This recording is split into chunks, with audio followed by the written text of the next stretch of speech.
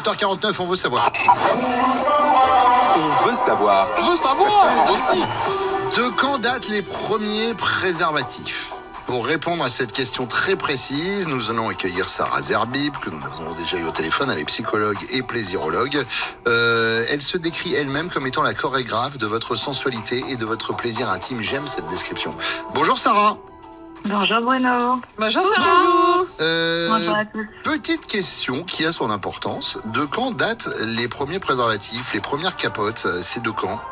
Ah, ça date d'il y a très très longtemps. L'homme a été très innovant dès l'Égypte ancienne. En fait, on a pu observer des étuis contraceptifs en fait 6000 ans avant Jésus-Christ.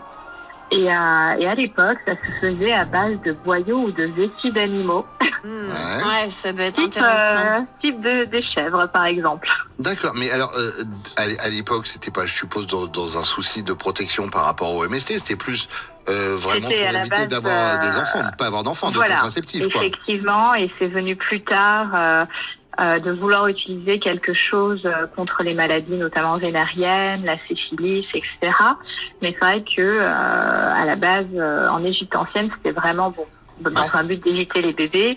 Et puis il y avait tout un tas de rituels aussi autour du pénis masculin, dans les rituels pour aller vers l'au-delà et d'être bien protégé.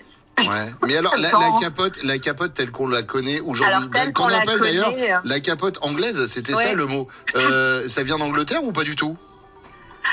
C'est un mélange. Il y a à la fois une origine en Italie, mais ceux qui ont vraiment révolutionné, ce sont les entreprises Goodyear et Hancock qui ont fait les pneus.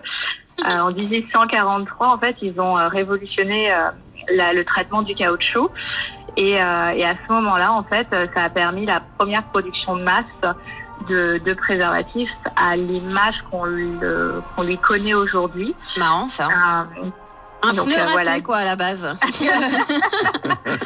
Voilà, ils avaient accès aux ressources de caoutchouc et ils ont trouvé une technique pour le rendre souple et durable. Et puis les préservatifs plus, on va dire, fun, colorés, avec différents goûts comme on peut avoir aujourd'hui, ça vient plutôt du début 20e, 1900, etc.